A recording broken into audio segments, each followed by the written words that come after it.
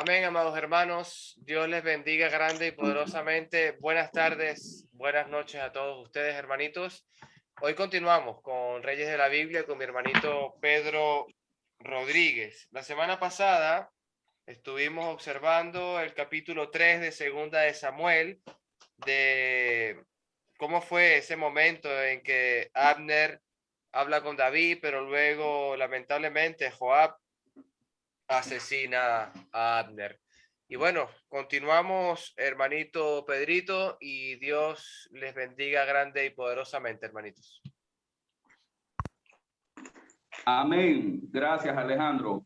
Espero que me estén escuchando claramente. Desactivé el video porque la señal está un poco deficiente. La señal de Neal es mi señal también. Entonces, parece que hay problemitas por acá. ¿Sí me están escuchando con claridad? Fuerte y claro, hermano. Ok, gracias a Dios. Bueno, la semana pasada pudimos observar en el capítulo 3 varias cosas interesantes, ¿verdad? Y especiales, dándole continuidad a, por supuesto, lo que vimos en el capítulo 2 de Segunda de Samuel. Pudimos ver en David el corazón y las cualidades de un siervo de Dios. Estábamos compartiendo y reflexionando la semana pasada en eso y la antepasada, ¿verdad? Cuando veíamos su carácter, ¿verdad? La manera como reaccionaba, la manera como se conducía, en primer lugar, ¿verdad? Su reacción, el carácter, veíamos en segundo lugar también su interés por la unidad, ¿verdad? Su gran anhelo de conseguir unidad, de producir unidad en la nación, que hacía mucha falta entre las tribus, y hoy vamos a seguir viendo esa parte. En tercer lugar, pudimos ver también cómo David procedió y actuó correctamente en un momento de crisis, donde la unidad estaba siendo amenazada por el asesinato de Joab a Abner, en venganza por lo que hizo a su hermano Abisai, ¿verdad? Entonces pudimos ver cómo hubo una gran crisis y cómo la unidad pues se vio amenazadísima, ¿verdad? Y pudimos ver la manera como David procedió de una manera pronta, de una manera diligente, de una manera sabia. Pudimos también ver en ocasiones pasadas en el capítulo 2 a David pues siendo proclamado rey en Judá y bueno, pues todo lo que se desencadenó luego.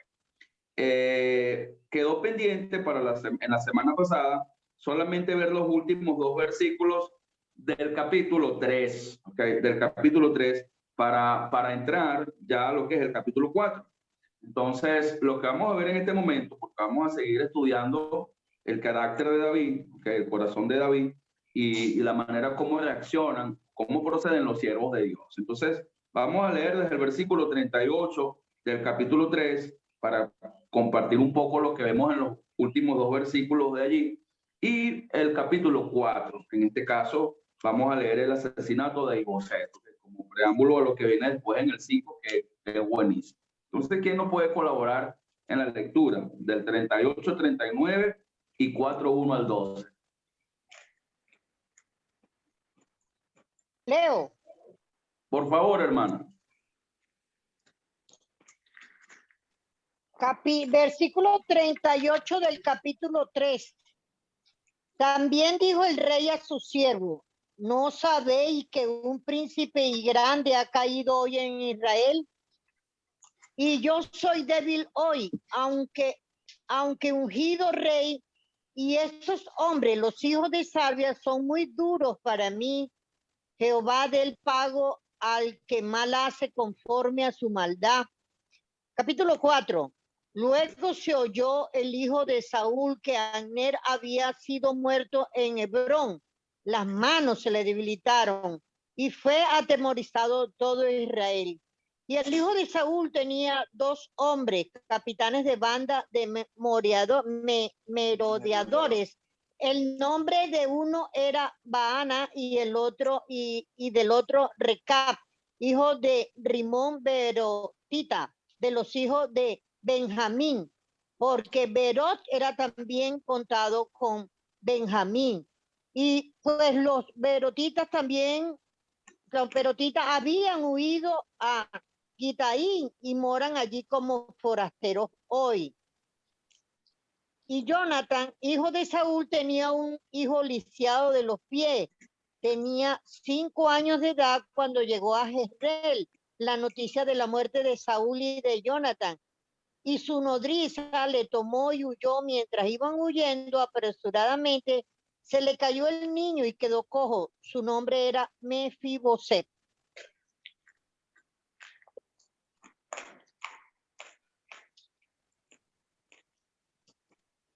Es hasta el 4, ¿verdad? Hasta el 12. Ah, sigo.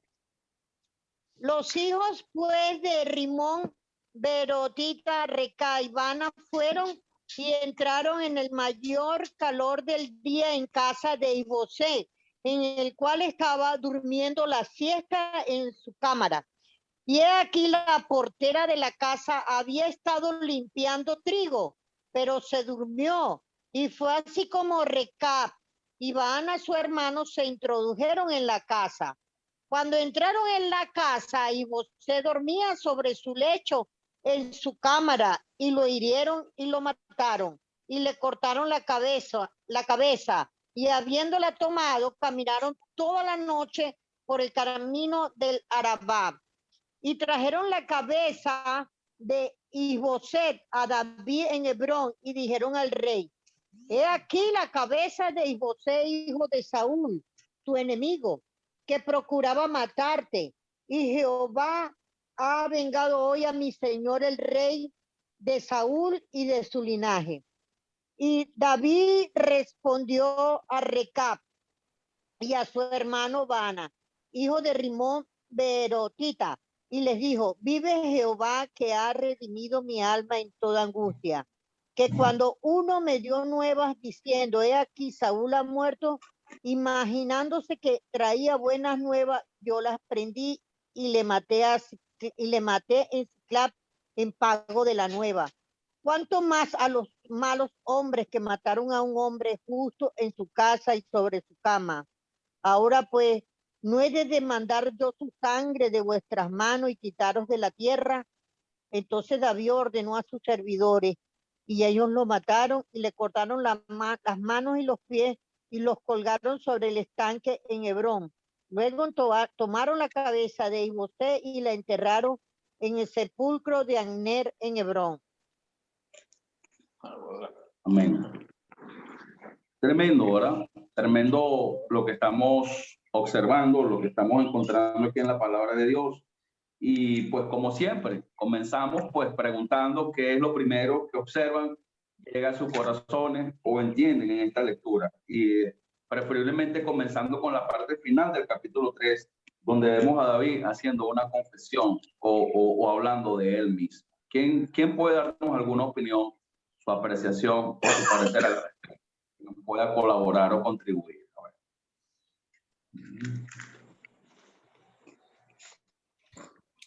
Amén, varón. Bueno, partiendo del 38, Pedro, del 3, yo más bien tengo aquí como especie de una pregunta, ¿no? ¿Qué sabemos de estos hijos de Joab que hizo esto? Los hijos de Sarbia, de Joab y de Abisaí, ¿qué sabemos de ellos por sus malas acciones? Bueno, lo que pasa es que Joab, acuérdate que acababa de asesinar a Abner. Sí, Acuérdate que correcto. acababa de asesinar a Abner y había generado una crisis nacional muy fuerte, comprometiendo la unidad, y David tuvo que proceder rápidamente, como lo vimos la semana pasada. Amén, amén. Pero mi pregunta, ¿qué sabemos del final de esta familia? ¿O dice algo la Biblia o algo acerca? Porque ya David oró a Dios y los entregó en sus manos. Sí, bueno, vienen más cosas más adelante, obviamente. Amén. Van a recibir castigo, sobre todo Joab, claro que sí. Pero no todavía, mucho más adelante. De hecho, Joab, en lo que vamos a ver hoy, en el capítulo 5, es el que sale con el ejército de Israel a conquistar Jerusalén, imagínate. O sea, prácticamente tuvo que ser restituido, por decirlo de algún modo, a su cargo de general del ejército. El castigo de Dios y la maldición que profirió David sobre él en pago de lo que hizo hacia Abner, que lo mató, pues vino mucho más adelante. Pero sí vino, hermano. Sí vino. Amén, hermanito. ¿Qué vemos en David al decir estas palabras? ¿Qué observamos?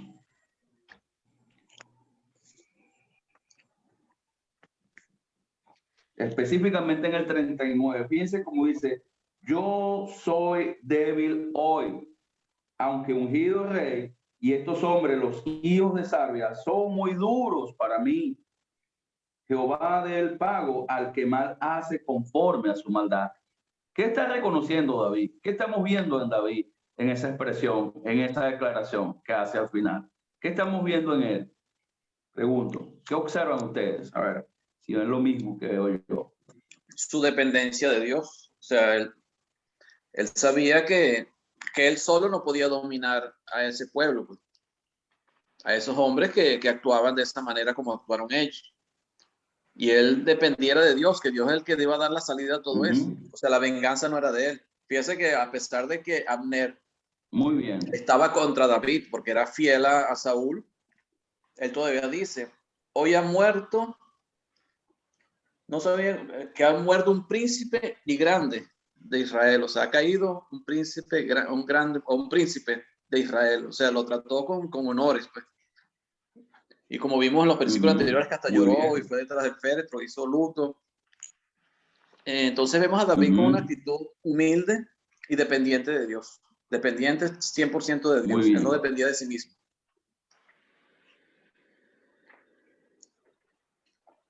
Excelente. Dependiendo de Dios, dejando todo en sus manos. ¿Dónde más vemos la humildad de David? ¿En dónde más se observa la humildad de David? En este versículo 39.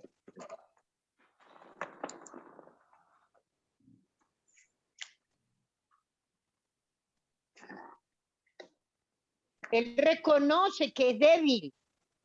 Él reconoce que que para él. Débil. Eso es importante, hermano. Eso es importante. Los siervos de Dios, que son sabios, que son humildes, reconocen su debilidad. Reconocemos nuestra debilidad. Reconocemos que no tenemos la fuerza, que las fuerzas vienen de Dios, que nosotros somos débiles. Prácticamente David está diciendo acá: wow, no sé qué hacer con estos hombres. Son duros para mí. He tratado de contenerlos, he tratado de advertirlos, de refrenarlos, pero wow, es fuerte realmente estar con ellos y prácticamente termina reconociendo que es débil, ¿verdad? Y es algo admirable en un siervo de Dios, cuando tiene la suficiente humildad, cuando no está lleno de orgullo para reconocer sus debilidades, para reconocer su falta de fuerza o su falta de sabiduría en ciertos aspectos. Porque es lo que está haciendo David en este momento, reconociendo, ¿verdad? Reconociendo. Y es interesante que nosotros aprendamos, ¿verdad?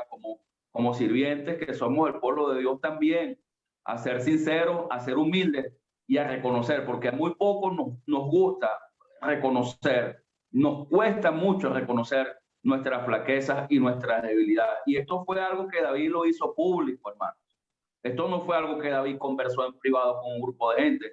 Esto fue una afirmación o declaración pública de parte de él. ¿Okay? Entonces es interesante cuando los siervos de Dios, cuando las cosas salen mal, no buscan un culpable, sino que están cargando con su parte. ¿Okay? Y a veces cargan con más, cargan hasta con la misma culpa, ¿verdad? Entonces prácticamente David no solamente está siendo humilde, sino que está reconociendo su culpa, ¿verdad? Y esto es algo que alguien inseguro no puede hacer. Cuando una persona tiene inseguridad en su corazón, es incapaz de reconocer sus imperfecciones, sus debilidades. Los verdaderos siervos tienen la suficiente fortaleza para reconocer sus debilidades, tienen la suficiente seguridad para reconocer sus flaquezas y tienen la suficiente nobleza para reconocer sus faltas. Y yo, amados hermanos, en estas palabras de David, pienso inmediatamente en el apóstol Pablo, hermanos. Pienso en el apóstol Pablo en 2 Corintios capítulo 12, versículo 9 y versículo 10. Sé que lo saben de memoria, pero se los voy a leer. Dice: y Dios me ha dicho, bástate mi gracia, porque mi poder se perfecciona ¿en qué? En la debilidad. Por tanto, de buena gana me gloriaré más bien en mis debilidades, para que repose sobre mí el poder del Señor. Por lo cual me gozo en las debilidades, porque cuando soy débil, entonces, ¿qué? Soy fuerte. Entonces, necesitamos tener esa humildad y depender totalmente de Dios, reconocer nuestras debilidades. Y eso es algo que la gente a que uno está sirviendo, la gente a que uno está guiando en el Señor, ellos valoran eso. Ellos valoran eso. Y no solamente quienes están a nuestro alrededor, ¿verdad? Que están siendo servidos por nosotros. Es algo que Dios valora, hermanos. Es algo que Dios observa. Aquí David prácticamente está reconociendo su incapacidad, su incompetencia y, como dijo Agustín en un principio, su total dependencia de Dios. Depende totalmente de Dios. Que sea Dios quien se encargue, porque yo realmente no estoy en la capacidad de proceder o de actuar. ¿Okay? Entonces, es algo importante. Y así no estemos en un oficio de sirvientes, enseñando, cuidando, discipulando, lo que sea. Todo cristiano en el fondo de su corazón también necesita tener este tipo de actitudes, también necesita tener esta humildad y reconocerla delante de Dios para que en este caso el poder de Dios pueda glorificarse sobre él, en este caso como lo dijo el apóstol Pablo en 2 Corintios. Amén. Entonces, ¿qué más? ¿Qué más observamos? ¿Qué más vemos? Específicamente en el capítulo 4, no sé si hay algún otro comentario del versículo 38-39. ¿Okay? Si lo hay, pues lo pueden hacer con confianza, o si no, entramos ya en el comentario del capítulo 4 que acabamos de leer. A ver, ¿quién nos ayuda?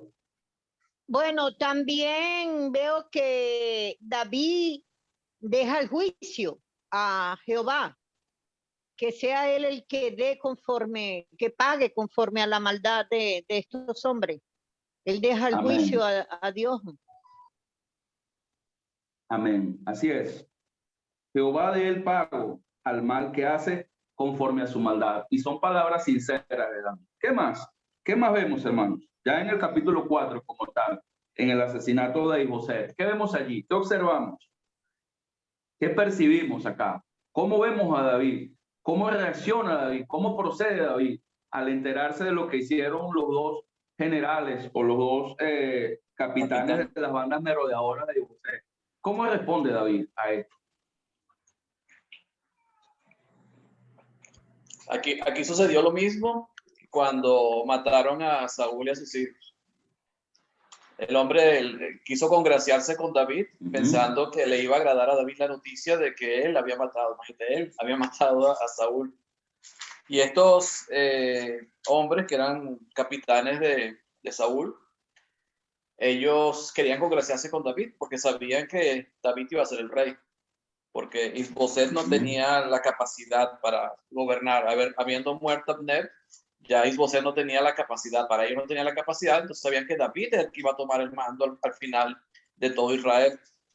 Entonces ellos, para congraciarse con David, dice: vamos a matar a Isboset y David se va a alegrar porque era su enemigo, o según ellos era su enemigo.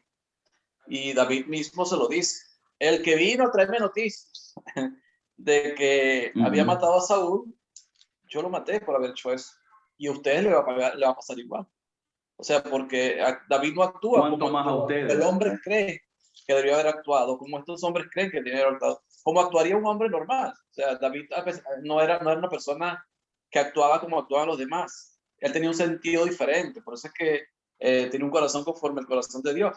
Él actuaba completamente distinto a la manera como actúa cualquier persona de este mundo, con venganza, rencor. David no se le ve ningún vestigio de venganza ni de rencor, sino al contrario, perdonador.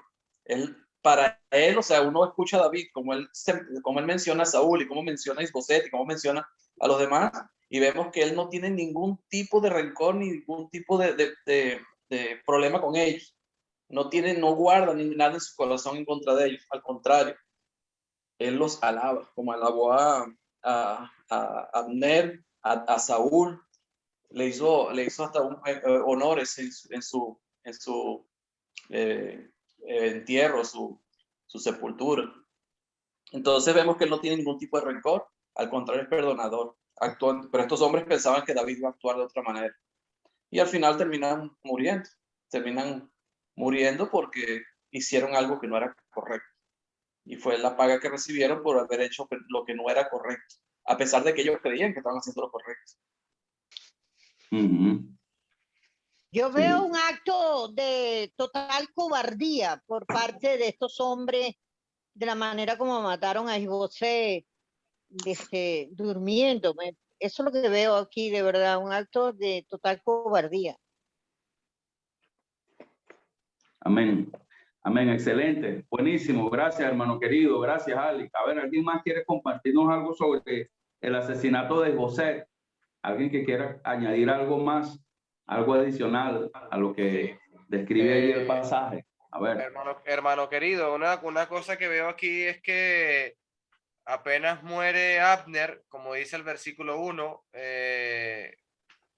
todo Israel quedó paralizado de miedo. O sea, estamos hablando de que Abner es como lo mismo que afirmó David en el 38, un gran comandante ha caído en Israel, y efectivamente cuando ese hombre muere asesinado, como dice el versículo 1, o sea, todo Israel quedó paralizada de miedo porque se sentían indefensos, se sentían sin un comandante que les liderizara sus batallones, sus soldados, toda su milicia quedó sin un líder. Entonces, yo no pienso en este pasaje, hermano querido, que tuviesen miedo de David, sino que tienen miedo realmente porque están sin estrategia militar ninguna contra cualquiera que venga contra ellos, como los de Filistea, por ejemplo. Se debilitaron, dice el versículo 2, y fue atemorizado todo Israel. Sintieron mucho temor, por supuesto que sí, hermano, como dices tú. Excelente. ¿Alguien más quiere compartirnos algo sobre esto? Fíjense, como dijo el hermano querido, o sea, prácticamente sucedió lo mismo que con Saúl, y pues vemos en primer lugar el juicio de David y la acción inmediata de David, que es algo que nosotros necesitamos también tener en los asuntos y en las áreas de nuestra vida donde Dios nos permite servir y guiar, ¿verdad? Tener acción rápida y tener acción pronta, inmediata, en los asuntos que así lo requieran, ¿ok? Para que obviamente se mantenga el orden y la bendición. Entonces, David actuó de manera rápida. Una vez más fue necesaria la acción rápida, del mismo modo que fue necesaria la acción rápida cuando Abner fue asesinado injustamente por Joab. Y yo veo y percibo también que, claro, no a la misma magnitud, obviamente porque la influencia de Abner, la fuerza de Abner sobre la tribu del norte era muy grande, ¿verdad? En cambio, la fuerza de José era poco significativa en comparación a la fuerza de Abner. Entonces, el asesinato de José, de alguna manera u otra, también comprometía la unidad, también comprometía lo que venía gestándose, lo que venía desarrollándose, lo que Dios venía haciendo y en lo que Dios estaba utilizando a David. Entonces, por esa razón, pues David actúa inmediatamente. David quiere evitar una crisis, una conmoción o un mal testimonio o un mal juicio hacia él, porque muchos podrían haber llegado a pensar que el autor de esa muerte era David, porque a la persona que más le convenía la muerte de José era David, pero David actuó rápidamente, primeramente pues por el sentido de justicia y el juicio, y también porque quería evitar un cuestionamiento, ¿ok? Entonces, nosotros tenemos que entender acá que David estaba enviando un doble mensaje con esto que hizo. Número uno, según lo que dice Proverbios capítulo 6, versículo 16 al 19, pues el Señor aborrece las manos derramadoras de sangre y los pies presurosos para correr el mal. O sea, David necesitaba castigar esa acción, ese asesinato injusto, ¿verdad? Y número dos, pues David no podía permitir la falsedad, el engaño, ¿verdad? Y los delitos de esa índole. O sea, él tenía que mandar un mensaje claro a la nación y, por supuesto, librar su nombre de toda responsabilidad de eso, ¿ok? Y realmente David, pues, le da a Isboset un lugar de honor y de relevancia al sepultarlo, en este caso, juntamente con Abner, porque prácticamente ya no quedaba. Para David era el último de la dinastía de Saúl o de la descendencia de Saúl que quedaba vivo para David, porque David ignoraba en este momento la presencia de un descendiente de David que quedaba vivo. Y por eso se menciona en este caso en el versículo 4, que se menciona a Mefiboset, que era un descendiente, ¿verdad?, de Saúl, que aún permanecía vivo. O sea, cuando se hace mención de Mefiboset aquí en esta escena, no es por casualidad, es para que se tenga claro, pues, que el último descendiente no era Iboset, el último descendiente es Mefiboset. Simplemente en este momento David no lo sabe, lo ignora totalmente, pero es para que nosotros en este caso como lectores tengamos eso presente y en cuenta, porque todos sabemos que más adelante entra Mefiboset en escena. ¿Verdad? Dios nos da una enseñanza maravillosa, una de las enseñanzas de la gracia más grandes y más hermosas que yo he visto en toda la Biblia, pues, lo que vamos a estudiar más adelante sobre este personaje, Mefiboset. Entonces, David nuevamente, pues, actúa de manera rápida, de manera sabia y de manera diligente, como debemos actuar nosotros en toda situación que así lo requiera, sea en el hogar, en la familia, cuando haya que tomar acciones disciplinarias de ese tipo, o en el trabajo, o en donde sea, o en la iglesia, o en el ministerio donde estemos sirviendo, pues obviamente tenemos que tener ese discernimiento, esa sabiduría, ese juicio, ¿verdad?, para proceder y hacer las cosas rectamente ante los ojos de Dios. Amén. ¿Alguna otra pregunta? ¿Alguna otra inquietud? ¿Alguna otra comentario sobre este capítulo 4 y sobre este asesinato de José? ¿Okay? Si no lo hay, vamos a entrar ya en el capítulo 5, que estoy ansioso de entrar al capítulo 5, que realmente a mi manera es una de las partes más cumbres de la Biblia, porque hay un trasfondo espiritual maravilloso para todos nosotros. Entonces, quien nos pueda ayudar en la lectura del capítulo 5, el día de hoy, pues agradeceríamos mucho su colaboración. Amén, varoncito Pedro. ¿Lo leo completo? Sí, por favor. Bueno, capítulo 5, amados hermanos. Luego todas las tribus de Israel fueron a David en Hebrón y dijeron: somos de la misma sangre. En el pasado, cuando Saúl era nuestro rey, en realidad era usted quien dirigía la fuerza de Israel. Y el Señor le dijo: tú serás el pastor de mi pueblo Israel. Tú serás el líder de Israel. De modo que allí en Hebrón, el rey David hizo un pacto ante el Señor con todos los ancianos de Israel y lo ungieron rey de Israel. David tenía 30 años cuando comenzó a reinar y reinó 40 años. Había reinado sobre Judá desde Hebrón 7 años y 6 meses. Y desde Jerusalén reinó todo Israel y Judá por 33 años. Luego David guió a sus hombres a Jerusalén para pelear contra los jebuseos, los habitantes originarios de la tierra que vivían allí. Los jebuseos se mofaban de David: jamás entrarás aquí, hasta los ciegos y los cojos pueden impedir que ingreses. Pero los jebuseos pensaban que estaban a salvo, pero David tomó la fortaleza de Sión a la que ahora se llama Ciudad de David. El día del ataque, David les dijo a sus tropas: odio a esos jebuseos, cojos y ciegos. Todo el que ataque a la ciudad, que haga su entrada por el túnel de agua. Este es el origen del dicho: ni el ciego ni el cojo pueden entrar en la casa. Así que David hizo de la fortaleza su casa y lo llamó la ciudad de David. Extendió la ciudad comenzando desde los terraplenes y continuó hacia adentro. David se hacía cada vez más poderoso porque el Señor Dios de los ejércitos celestiales estaba con él. Luego Hiram, rey de Tiro, envió mensajeros a David junto con madera de cedro, así como carpinteros y canteros, quienes construyeron un palacio para David.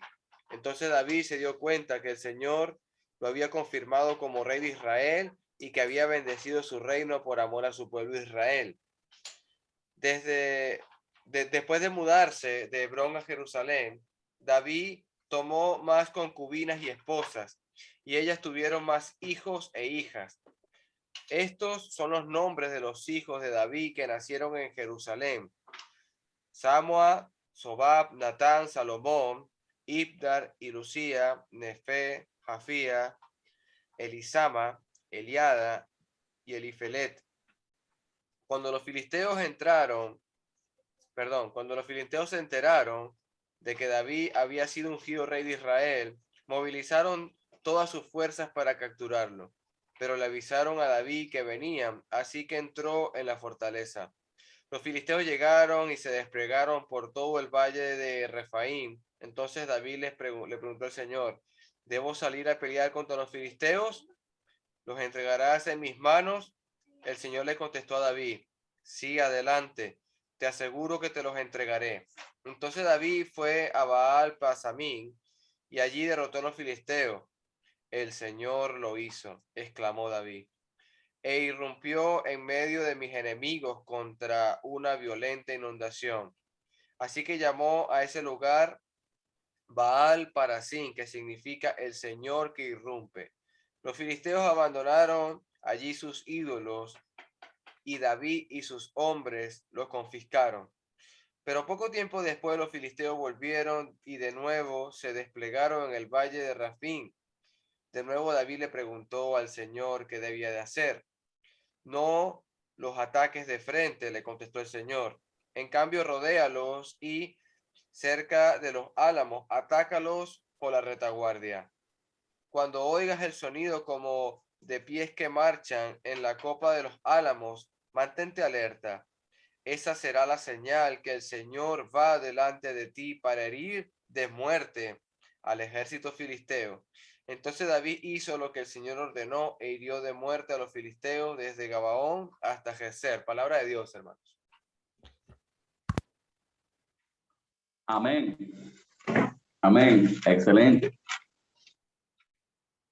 El capítulo 5, hermanos, es muy conmovedor. Les confieso que es un pasaje que me fascina y, y me da mucha fortaleza. ¿Okay? El aprendizaje que encontramos acá es maravilloso. Entonces, vamos a ver un poquito los primeros versículos. Antes de entrar al 6, vamos a ver lo que vemos en el 1 al 5. Y especialmente quiero que prestemos atención en las palabras de los ancianos cuando se acercan a David, cuando van a David, después de lo que sucedió y aconteció con Isboset, pues el pueblo de Israel, las tribus del norte, en este caso debilitadas, conmocionadas, pues Dios propició todo, Dios permitió todo lo que está ocurriendo, pues hizo que ellos fueran a David. Y fíjense las palabras que ellos le dijeron a David, pues cuando llegaron a él: somos sangre tuya y somos carne tuya. De aquí, hueso tuyo y carne tuya somos. Esas son unas palabras que realmente tienen un trasfondo bien especial y un significado bien especial para nosotros. Entonces, vamos a ver qué comentarios y aplicaciones y observaciones tienen en ese acercamiento y en ese momento tan importante, porque fue un momento muy importante, hermano. Imagínense, ya el momento en el que David pues iba a ser rey no solamente sobre la tribu de Judá, sino sobre toda la nación. ¿Okay? Tenía David aproximadamente 37 años en este momento.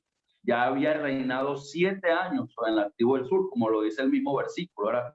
Entonces, el momento para el cual Dios lo preparó durante 37 años había llegado. ¿Algún comentario, hermanos?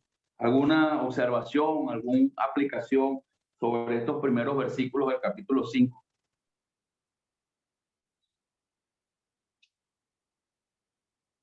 Bueno, hermanito, lo que yo observo aquí es que primeramente David sabe escuchar, David sabe esperar en el Señor.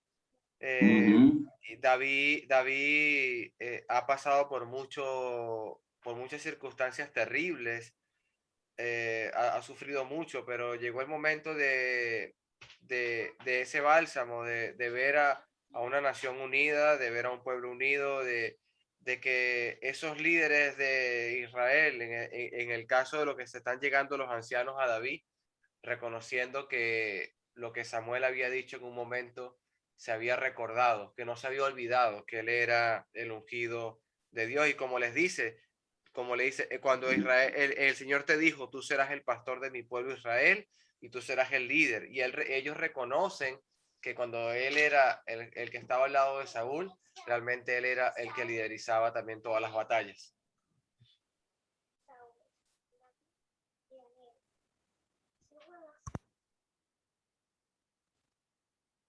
Amén. Excelente, excelente.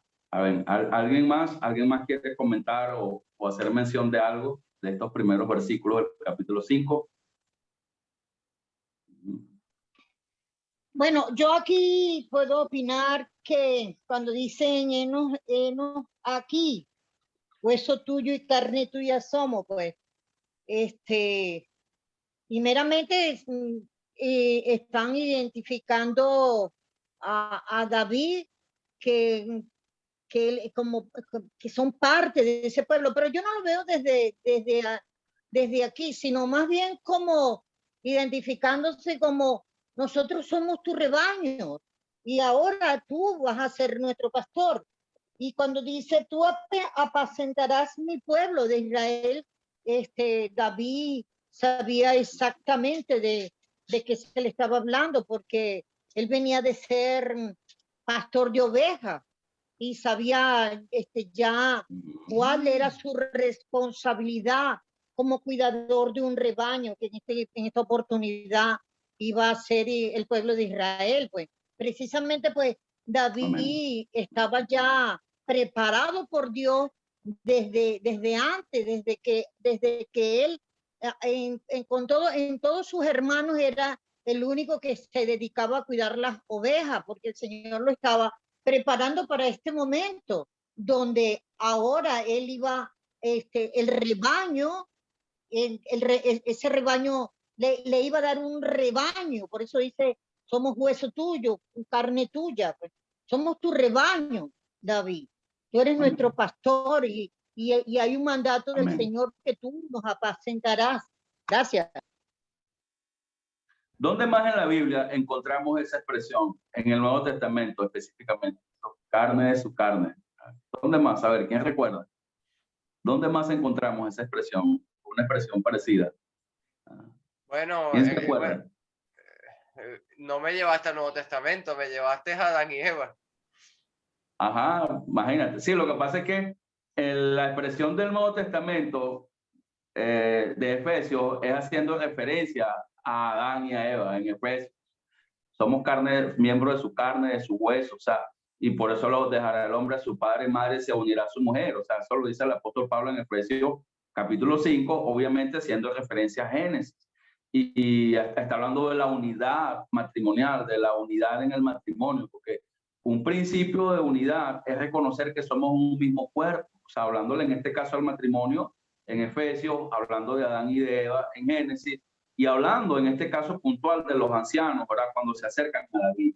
Un principio o algo que nos unifica muchísimo es reconocer esto, que somos un cuerpo, que dependemos y que nos necesitamos el uno al otro. Y esto es algo muy conmovedor, hermano. Esto es algo que Dios propició, esto es algo que Dios permitió y todas las condiciones se crearon, porque eso es lo bonito de la unidad. Dios crea las condiciones, Dios viene preparando los corazones, Dios viene haciendo las cosas. Por eso esto es hermoso, hermano. O sea, yo veo esto, wow, imagínense cómo estaría David, quien anheló tanto este momento, la unificación, la llegada. Y otras versiones dicen que no solamente llegaron los ancianos, sino que llegaron aproximadamente 300,000 soldados, o muchísimos soldados, aproximadamente 300,000. Y hubo un banquete grandísimo, hubo una fiesta tremenda, porque es lo que hay, hermanos, cuando se llega a la unidad: gozo, alegría y celebración, ¿okay? Porque es lo que Dios quiere en este caso. Entonces, David, hermanos, necesita consolidar esa unidad recién alcanzada. Y la pregunta es, ¿qué es lo que hace? O sea, ¿cuál es el primer paso de David? Inmediatamente, pues, unificado el trono y reinando ahora sobre toda la nación. ¿Cuál será el primer paso? ¿Qué sería lo primero que usted hiciera en lugar de David y por qué? Entonces, es una pregunta que quiero hacer, dándole continuidad, por supuesto, a la lectura, a lo que sigue más adelante. A ver, Hermano querido, Roberto.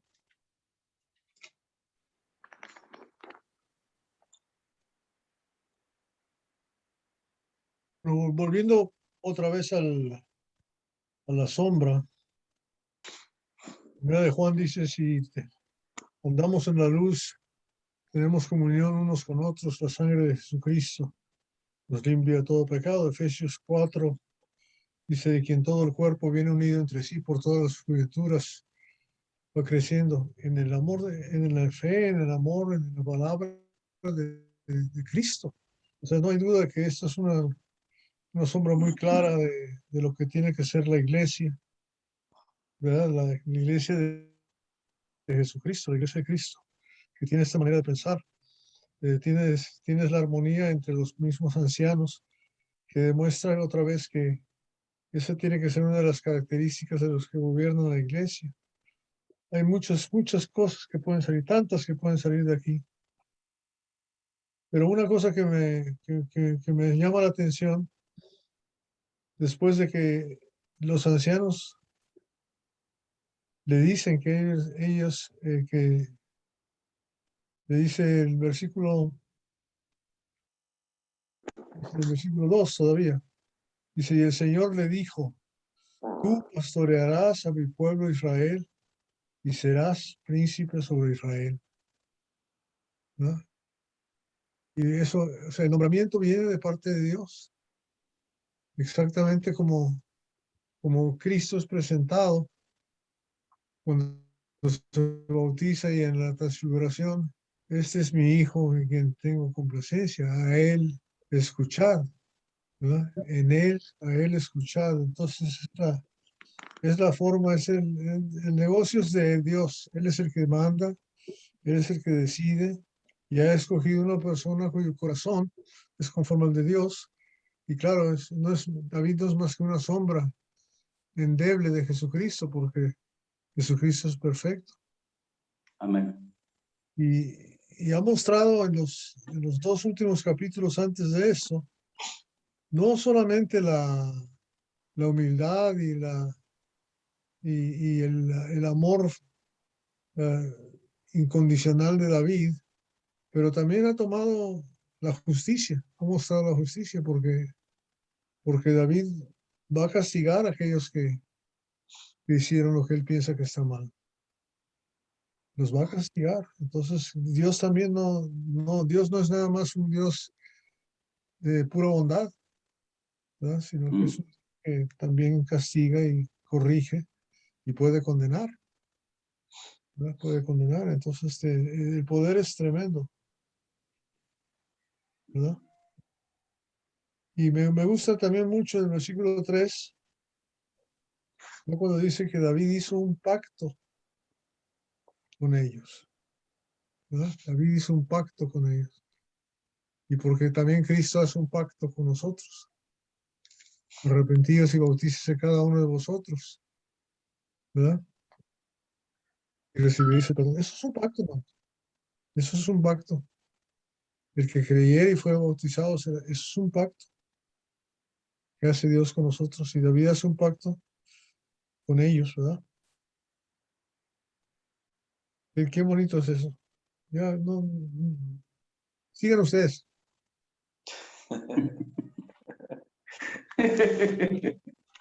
Amén.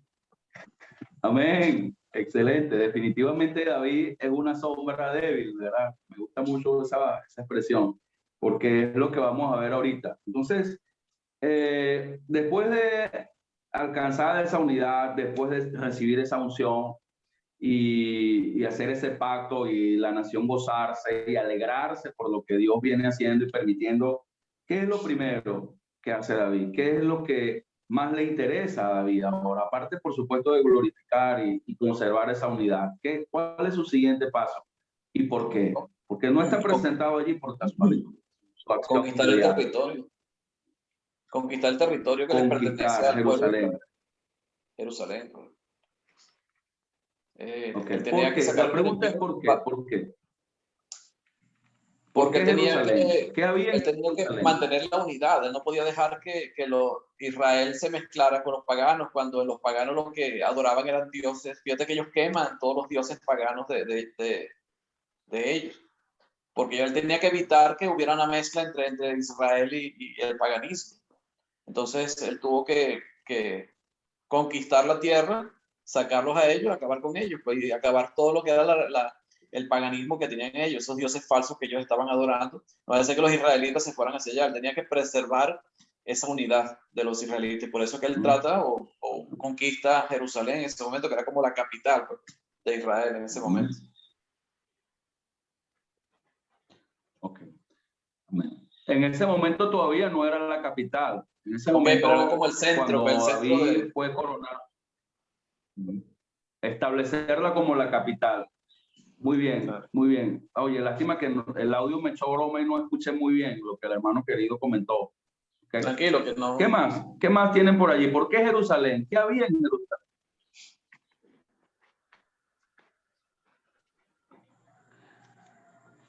El arca. ¿Qué pasaba allí? Recuerden, ubíquense un poco en a ver, ¿me escuchan? Sí, sí. Ubíquense un poquito en el mapa y en la ubicación de las tribus de Israel. Y nos vamos a dar cuenta que Jerusalén está ubicada prácticamente en el medio. Jerusalén está ubicada prácticamente en el medio de las 12 tribus. Y era un territorio que no les pertenecía a ellos. Fue un territorio que obviamente cuando entró Josué, 400 o 500 años antes, no logró conquistar. En el capítulo 15 de Josué, nosotros podemos ver cómo Josué, a pesar de que en la guerra asesinaron al rey de Jebús, o sea, de los jebuseos, no pudieron doblegar a la nación y ellos se mantuvieron allí, los habitantes de Jebusea. Entonces, de Jebús en este caso. Entonces, siempre estuvieron allí en medio de la nación, entorpeciendo, como creo que mencionó Agustín, introduciendo idolatría, paganismo, etcétera, etcétera, etcétera. Entonces estaba allí como en la espina, por decirlo de algún modo. Y Jerusalén era el lugar más alto de toda la geografía. En ese momento, Jerusalén o Jebús, en este caso, era la ciudad más alta, era el monte más elevado en todo el territorio de Israel, inclusive de los filisteos, de los moabitas, amonitas. Era el monte más elevado, era el monte más elevado y era una ciudad muy fuerte y tenía una muralla prácticamente impenetrable. Y no solamente por el asunto de que esa ciudad pudiera convertirse en la capital de la nación, sino desde el punto de vista estratégico, militar. Y también, hermanos, era importante Jerusalén porque Jerusalén representaba, por decirlo de algún modo, un punto neutro, ¿verdad? Un territorio neutral. David necesitaba ubicarse en ese territorio neutral para mostrar imparcialidad, por decirlo de algún modo, ¿verdad? Para mostrarse imparcial frente a todas las demás tribus. El hecho de que él se mudara para ese lugar, pues, iba a representar mucho, pues iba a mostrar algo de imparcialidad. Entonces, es una ciudad muy impenetrable, con una fortaleza muy grande, pero David consigue un punto débil para entrar a esa ciudad y poder penetrarla y conquistarla. ¿Cuál fue ese punto débil que consiguió David? Que Dios le mostró a David, porque quien le dio a David la inteligencia para descubrir el punto débil para entrar y poder penetrar la ciudad fue Dios. ¿Cuál habrá sido ese punto débil, hermano? A ver, ¿quién lo vio? Los túneles de agua, varón. El túnel de agua, la entrada y salida principal de agua de la ciudad, ¿verdad? Salida de la ciudad, pero entraba principalmente al centro de la ciudad. La única manera de poder entrar a Jerusalén era por ese túnel de agua. Y David hace el desafío, presenta la propuesta al ejército y obviamente vemos allí el que sale de voluntario, el general Joab, y entran, y incursionan y logran tomar Jerusalén, logran tomar Jerusalén, hermano. Entonces, David moró en la fortaleza, dice el versículo 9, y lo puso por nombre a la ciudad de David y edificó alrededor desde Milo hasta adentro. Entonces, eso era, hermanos, el triunfo de la unidad, hermanos. Eso que ocurrió allí es la demostración de lo importante de la unidad. Ninguna de las tribus iba a poder hacer eso sola. El reino del norte no iba a poder conquistar Jerusalén nunca. El reino del sur tampoco iba a poder conquistar, o sea, el reino de Judá tampoco iba a poder conquistar Jerusalén.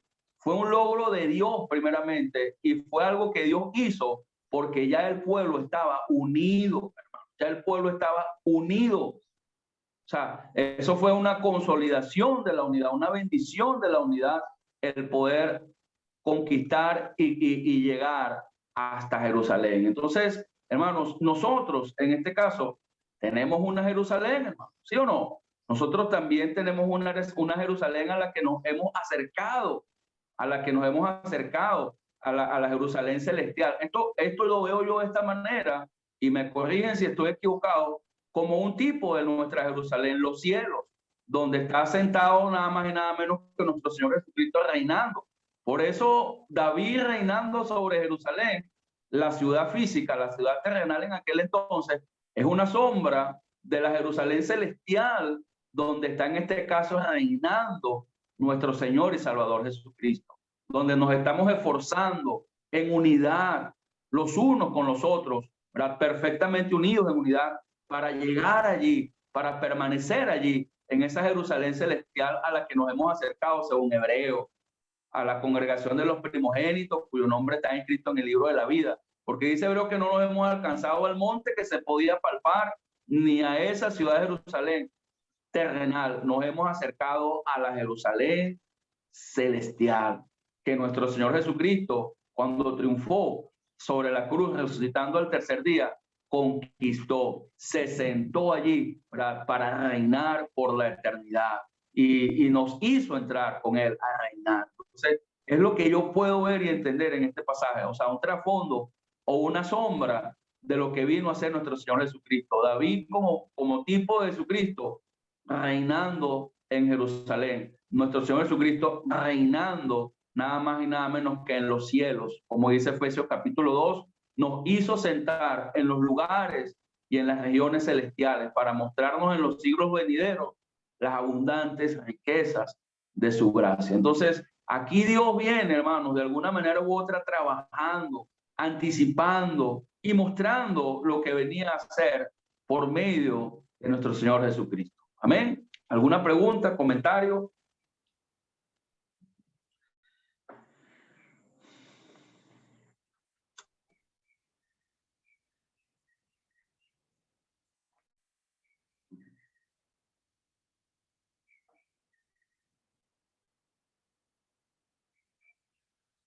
Debemos sentirnos privilegiados, hermanos, y bendecidos, porque nuestra verdadera ubicación es esta, nuestra real ubicación. Nosotros estamos nada más y nada menos que en los lugares celestiales y nos espera la Jerusalén celestial, la Jerusalén eterna, donde vamos a reinar con Jesucristo por la eternidad de los siglos. Pero tenemos que mantenernos, hermanos, unidos, juntos, somos del mismo cuerpo, somos el mismo hueso, somos la misma sangre, ¿verdad?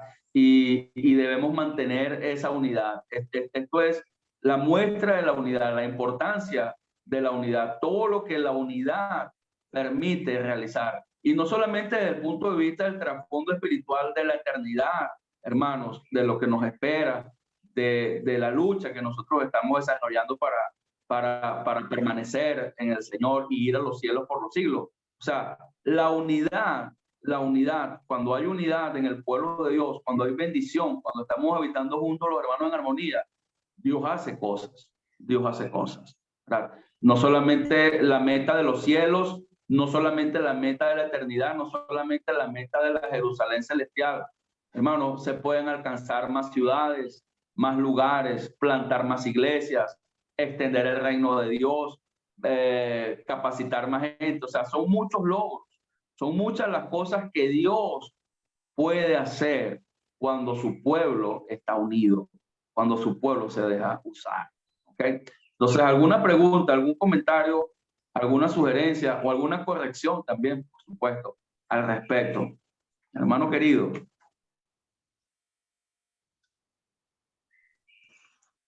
No, ciertamente, La unidad era lo que David trataba de mantener. O sea, él luchó y vemos cómo él consiguió la unidad, cómo consiguió unir a Israel nuevamente y todo en paz, sin hacer guerra contra ninguno de sus enemigos, sin luchar contra ellos, dejando todo en las manos de Dios, siempre siendo fiel a Dios, consultando a Dios y haciendo la voluntad de Dios. Y Dios es el que hace la obra. Cuando confiamos y estamos dispuestos a hacer el trabajo que Dios nos ha encomendado, y David estaba dispuesto, a pesar de que estuvo siendo entrenado, vamos a decirlo así, capacitado por Dios mediante todo lo que le pasó, todo lo que vivió, pero que al final él aceptaba el cargo que Dios le estaba dando, el encargo que Dios le estaba dando de ser el rey de Israel. Pero todo se logró, toda esa unidad se logró sin que David buscara venganza ni buscara hacer las cosas por su propia mano, sino todo dejándolo en las manos de Dios, confiando en Dios y sabiendo que Dios es el que hace la obra. Por eso él dejaba a sus enemigos para que Dios fuera el que actuara según su voluntad. David nunca hizo venganza, nunca hizo nada en contra de los demás, siempre actuó correctamente y él quería siempre demostrar ante el pueblo, como tú decías, para mantener la unidad, mantener su credibilidad ante el pueblo, credibilidad que él tenía que mantener para que el pueblo confiara en él también y pudiera ser el que liderizara a Israel en este caso. Y vemos cómo lo hizo, siempre confiando en Dios. Amén. Amén. Ese es mi comentario. Amén. Qué bonito, hermoso, hermanos. Y especialmente lo que dice la parte final del versículo 10, cuando dice que Jehová, Dios de los ejércitos, estaba con él. O sea, esto era bendición de parte de Dios. Esto era propiciado por nuestro Dios. Inmediatamente vemos en el versículo 11, en el versículo 12, de alguna manera la confirmación de Dios o el respaldo de Dios a lo que venía haciendo David o la manera como David venía dejándose usar, en este caso por Dios. ¿Verdad? Inmediatamente el rey de Irán y Tiro, una nación hacia el norte de Israel, le manda la madera y todos los materiales necesarios para que David construyera la casa real en donde él habitó.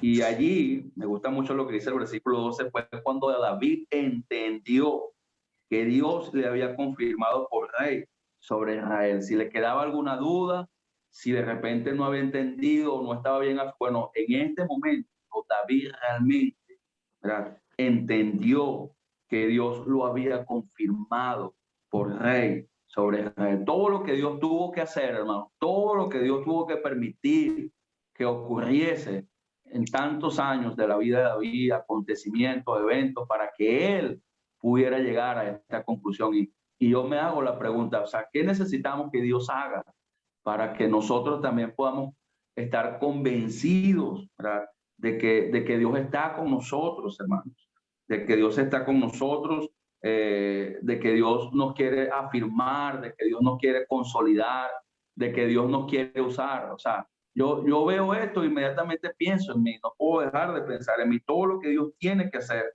para hacerme entender también, como dice el versículo 12, que Dios quiere usarme, que Dios, que soy su hijo, que también soy rey, que también soy sacerdote, que también tengo a Jesucristo y todo eso. Dios hace todo lo que tenga que hacer, todo lo necesario para llevarnos a nosotros a ese punto. La pregunta es, ¿cómo estamos nosotros? ¿Qué estamos permitiéndole a Dios que haga para que nos haga entender? Por eso dice también un salmo, te haré entender y te enseñaré, o sea, te confirmaré. Dios sabe trabajarnos y Dios sabe pastorearnos. También, hermanos, también hay algo que me llama poderosamente la atención del versículo 12, ¿okay? Cuando dice que Dios hace todo lo que hace, no solamente para hacer a David entender que estaba con él, sino también por el amor que tiene hacia su pueblo. O sea, nuestro Dios es un Dios que ama profundamente a su pueblo. Y si Dios amó a su pueblo Israel en ese momento, yo no puedo evitar el pensar en este día, en este tiempo, cuánto no amará Dios la iglesia. Mira cuál amor nos ha dado el Padre, el amor de Dios para con nosotros. Si según lo que venía haciendo Dios era para mostrar su amor, imagínense todo lo que Dios hizo después de esto, enviarnos a su Hijo, darnos la vida eterna, incluirnos en su propósito eterno. O sea, todo lo que Dios hace es por el amor que nos tiene tan grande. Es algo que por lo menos a mí en lo particular, hermanos, me conmueve mucho y me hace agradecer a Dios.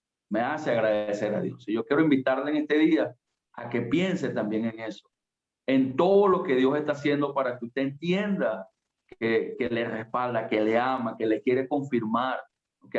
Y que tiene un gran amor hacia usted, que nos ama inexplicablemente, ¿verdad? Inmediblemente, porque Dios es así, hermanos. Dios es así de esa manera. Amén. ¿Alguna pregunta, hermanos? ¿Alguna duda? ¿Algún comentario? ¿Alguna reflexión más adicional al respecto? Hermanito querido. Fíjense cómo en el versículo 13 al 16 sucede algo parecido al inicio del capítulo 3, hermanos, en donde se nombran los hijos que Dios le dio a David cuando comenzó a reinar en Judá, en la ciudad de Hebrón. Acá se nombran los hijos que Dios le dio a David, ¿verdad? Ya cuando es rey, ya cuando conquista Jerusalén. Dios menciona las nuevas mujeres y los nuevos hijos que tiene. Y yo puedo entender y discernir que prácticamente es la misma aplicación de lo que vimos en el capítulo 3, versículo 2 al 5. O sea, Dios quiere fructificar a David, Dios quiere consolidar a David y Dios está reproduciéndose. O sea, la iglesia también tiene que estar reproduciéndose, engendrando hijos, engendrando hijos. Eso me llamó poderosamente la atención, que aunque no estuve en el estudio, ¿verdad? Por cuestiones de luz, lo vi en la grabación, ¿verdad? Esa aplicación me impactó mucho. Pues vemos que Dios sigue haciendo, en este caso, exactamente lo mismo, ¿verdad? Engendrando y fructificándose en David, ¿verdad? Aproximadamente con 11 o 12 hijos más. Estos son los nombres de los que le nacieron en Jerusalén. Imagínense, Samúa, Soac, Natán, Salomón, ¿verdad? Ya por ahí son cuatro más, serían 8, 11 hijos adicionales de los que ya les habían nacido en Hebrón en el capítulo 3. Entonces, en la bendición de Dios, en la unidad, en el triunfo, pues hay fructificación también de parte de nuestro Dios. Entonces, es interesante, hermanos, ya entrando en la recta final del capítulo 5, que cuando Dios bendice, cuando Dios está haciendo grandes cosas en la vida del cristiano, en el matrimonio cristiano o en la iglesia, en el ministerio, cuando Dios está glorificándose, inmediatamente vemos a un enemigo preocupado por eso, molesto por eso. Porque, hermanos, los filisteos observaban muy de cerca lo que venía haciendo David. Imagínense, unifica a toda la nación, a todas las tribus. En segundo lugar, conquista Jerusalén y toma la fortaleza y se fortalece muchísimo el ejército. Los filisteos inmediatamente pues actuaron, porque no es casualidad el orden de la narración, o sea, no es casualidad el orden de la narración que venimos leyendo. Si vemos acá la presencia de los filisteos es porque vienen siguiendo de cerca los acontecimientos que nosotros estamos viendo. Y a ellos les preocupaba demasiado todo lo que estaba ocurriendo en la nación de Israel, el pueblo de Israel. Y así es el diablo, hermanos. El diablo viene viendo bien de cerca todo lo que Dios viene haciendo en nosotros. Y no se va a quedar tranquilo, porque los filisteos al oír, pues, todo lo que Dios había hecho, que había sido ungido por todo Israel, dice el versículo 17, subieron todos los filisteos para buscar a David. Y yo tengo subrayado ahí todos los filisteos. O sea, queriendo decir que no fue un grupo del ejército, no fue una tropa especial que mandó el ejército de los filisteos a pelear contra el no, hermano. Todo el ejército de los filisteos, hermanos, completo. Yo creo que la ciudad quedó totalmente desprotegida porque mandaron todas las tropas, las mandaron preocupados por la amenaza en la que para ellos se había convertido la nación de Israel, con David ahora como rey sobre las 12 tribus. Y no podían quedarse de brazos cruzados, no podían esperar que David organizara más el ejército. O sea, inmediatamente los filisteos procedieron mandando a subir todo el ejército. Y fíjate, cuando David oyó eso, o sea, se enteró del ataque, del acercamiento de los filisteos, reaccionó, pues, o sea, como dice el versículo 17 al final, descendió a la fortaleza. Y ahí me gustaría, pues, escuchar un poquito sus comentarios y sus observaciones al respecto. Si tienen algo que compartir o algo que quieran mostrar al respecto antes de continuar. Bueno, hermano querido, ahí tenemos nuevamente a Goliat al frente. Sí, señor. A toda la compañía, a todo el ejército, y David nuevamente confiando en el Señor. Y es increíble cómo es ese coraje que tiene David, porque la respuesta del Señor es muy clara: sí, adelante, yo te aseguro que te los entregaré. O sea, y ahí David salió de una vez a la batalla, hermano. O sea, sin pensarlo, sin pedir señal, sin hacer nada diferente, sino de una vez tomando su ejército y saliendo a la batalla. Increíble. Igualmente la segunda parte me llama mucho la atención cuando vuelve la segunda oleada, en esta segunda parte, ya Dios le cambia el plan a David, ya Dios le da una específica acción de David, que ahí sí hay una señal de por medio, que espera mi señal, cuando escuches esos pasos, es que yo estoy adelante y tú seguirás detrás. O sea, eso es impresionante, o sea, pelear de la mano de Dios, pelear con el ejército de Dios, eso es algo maravilloso que está en el pasaje. Amén. Hermanos, cuando el enemigo se acerca a sitiarnos, a destruirnos, a invadirnos, tenemos que buscar a Dios inmediatamente, hermanos. Tenemos que acercarnos a Dios inmediatamente. Y Él nos va a decir específicamente lo que debemos hacer. Y por supuesto, tenemos que ser obedientes a lo que nos diga el Señor frente a ese ataque. Y se glorifica el Señor al final, hermanos. Se glorifica el Señor. Independientemente del tamaño de la amenaza, hermano, porque esta era una amenaza grande.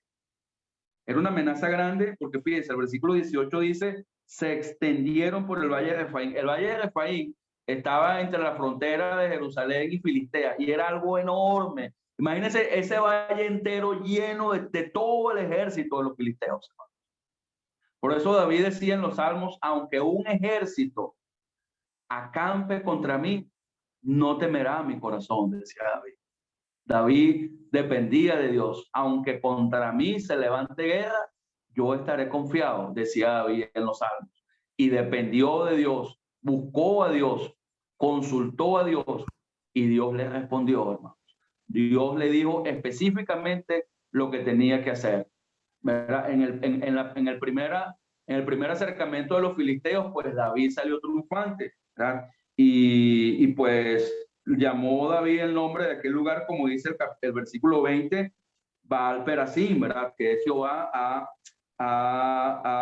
Jehová es el que quebranta como corriente impetuosa, o el que irrumpe mis enemigos, dice otras versiones. O sea, David glorificó a Dios, le dio la gloria, el crédito a Dios en esa primera incursión de los filisteos, ¿verdad?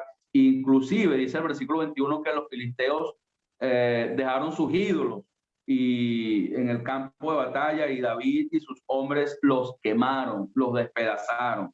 Pero los filisteos no se dieron por vencidos, ¿no? Volvieron por segunda vez en el versículo 22 y probablemente con más refuerzo, porque el enemigo es así, hermanos. El enemigo nunca se va a quedar tranquilo, siempre va a buscar la manera de dañar y destruir, porque él ha venido para hurtar, para matar y para destruir, hermanos. Pero gracias a Dios, pues tenemos a nuestro Señor Jesucristo que vino para darnos vida y para dárnosla en abundancia.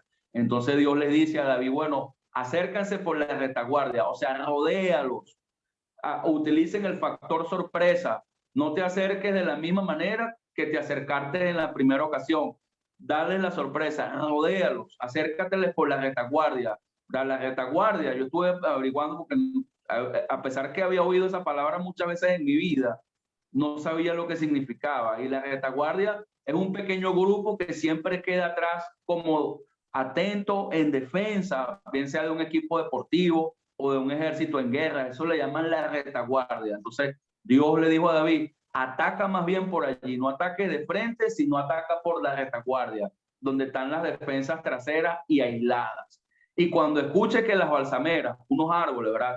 Se escuchan los sonidos de paso, o sea, esa es mi señal, le dice David. Esa es mi señal para que entres a atacar. O sea, Dios iba a hacer que hubiera un sonido como si viniera un ejército muy grande, cosa que hiciera asustar a los filisteos, ¿verdad? Y a su vez les diera a los ejércitos de Israel la fuerza para seguir atacando. Y así sucedió exactamente, hermano. David esperó en Dios, la señal de Dios, la respuesta de Dios, cuando oyeron los pasos que Dios hizo que se oyeran, ¿verdad? En ese momento entró y Dios entregó nuevamente la ciudad en su mano, ¿verdad? Y me llama mucho la atención el versículo 25, donde dice que David lo hizo así como Jehová se lo había mandado. E hirió a los filisteos desde Geba hasta Geser. Entonces, hermanos, nosotros tenemos que depender plenamente de Dios y estar dispuestos a hacer las cosas de la manera que nos las indica, como nos las indica el Señor, como nos las diga el Señor en los momentos de ataque del enemigo. Dios siempre en su palabra, hermano, nos muestra con claridad qué hacer, cómo reaccionar, cómo responder. Dios siempre nos da la sabiduría frente a toda acechanza del león rugiente que anda buscando a quién devorar, a quién dañar. Dios siempre nos dice de manera específica y puntual lo que debemos hacer frente a estos ataques. Y lo más importante, siempre se glorifica. ¿Algún comentario, alguna observación antes de ir ya finalizando?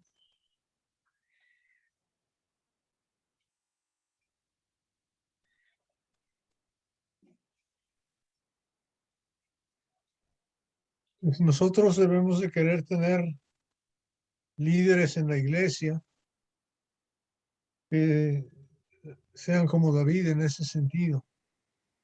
O sea, el primer requisito para un pastor o un anciano de la iglesia, o inclusive un predicador de la iglesia, es que esté total y absolutamente sometido a Cristo, sometido a Dios y que sea siervo de Él. David no daba un paso sin consultar. Y no daba un paso equivocado. Y cuando no consultó, es cuando pecaba, ¿verdad? Pero necesitamos esa clase de líderes, ¿verdad? Amén, así es, así es. Entonces, esta victoria, hermanos, del ejército de Israel sobre los filisteos, esta victoria le dio a la nación mucha estabilidad, mucha protección, mucha seguridad. Tratemos de imaginarnos cómo la nación se sintió protegida. O sea, el plan de Dios se estaba cumpliendo, la unificación. Sentó a alguien conforme a su corazón. O sea, todo lo que Dios venía haciendo, eso proveyó seguridad, protección a la nación. Y bueno, la clase de líderes, la clase de siervos, como viene mencionando Roberto, hombres que dependen totalmente de Dios. Y esto quedó marcado para la historia, hermano. Esta victoria en ese valle de Refaín, si no me equivoco, porque cientos de años después, varios siglos después, Isaías hizo mención de esa victoria. Solamente lo quiero leer en el capítulo 28, versículo 21, porque Jehová se levantará como en el monte de Perazín, es decir, Baal Perazín, como en el valle de Gabaón se enojará para hacer su obra, su extraña obra, y para hacer su operación, su extraña operación. O sea, eso fue algo que verdaderamente marcó y conmovió a muchas generaciones posteriores, la manera como Dios se glorificó, se enojó y actuó en favor de su pueblo, al punto que Isaías lo menciona, al punto que Isaías hace referencia de eso en el capítulo 28, versículo 21. Entonces, mis hermanos amados y queridos, de verdad, pues gracias a Dios primeramente por el tiempo, por el aprendizaje, y que el Señor nos permita tener un corazón semejante a este y servir, enseñar y apacentar muchos pueblos de Dios con estas virtudes y con este tipo de corazón y actitud. Amén. Yo